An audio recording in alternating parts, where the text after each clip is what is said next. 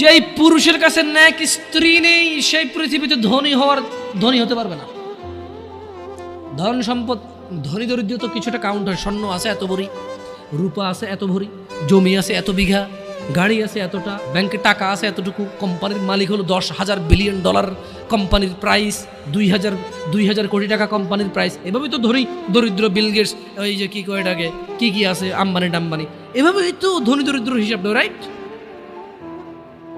কিন্তু যার কাছে যেদিন বিচার হবে কে ধনী ছিল কে দরিদ্র ছিল, সেদিন যার কাছে ন্যাক স্ত্রী থাকবে না সে ধনীদের লিস্টে আসতে পারবে না। একজনের কাছে যদি পুরো পৃথিবী আর পৃথিবীতে যা আছে, একজনের কাছে যদি পুরো পৃথিবী আর পৃথিবীতে যা আছে সব কিছু থাকে, ন্যাক স্ত্রী না থাকে, আরেকজনের কাছে যদি শুধু ন্যাক স্ত্রী থাকে, এটা বলে প্রমাণ হয় যে ন্যাক স্ত্রী, তাহলে ইসলাম ওকে ধনী বলে, একে দরিদ্র বলে, কি মিসকিন বলে। বেচারা, ও তো লাইফে সুখী না, ও কি বেচারা, আহা ওর জীব মিসকিন বেচারা। তোমাকে কত মূল্য দিছে চিন্তা করছো রাসূল সাল্লাল্লাহু আলাইহি সাল্লাম?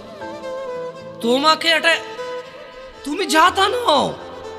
পুরুষ তোমাকে অ্যাচিভ করতে হয়, পাইতে হয়, অর্জন করতে হয়। তোমাকে যা তা পুরুষ তোমাকে অর্জন করতে পারবে না। যে পুরুষ তোমাকে মূল্যায়ন করতে পারবে না সেই পুরুষ তোমার সতীত্বের খেয়াল রাখতে পারবে।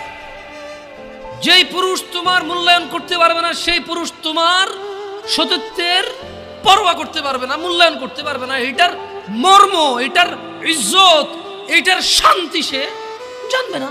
মিসকিন বেচারা, বোকা, হতভাগা, পাগল, দরিদ্র, ফকির, জীবনে কিচ্ছু নাই ওর, যার কাছে তুমি নেই। বোন আমার, যার কাছে তুমি নেই তার কাছে পৃথিবীর কোনো সম্পদ নেই।